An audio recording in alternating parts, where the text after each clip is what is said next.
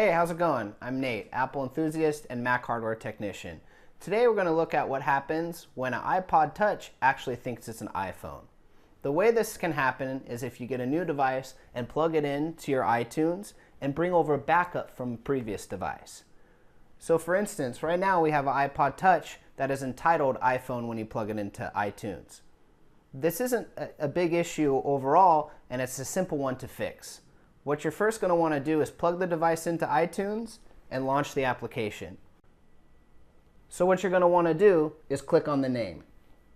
Once you click, it gives you a chance to edit it. So let's take iPhone out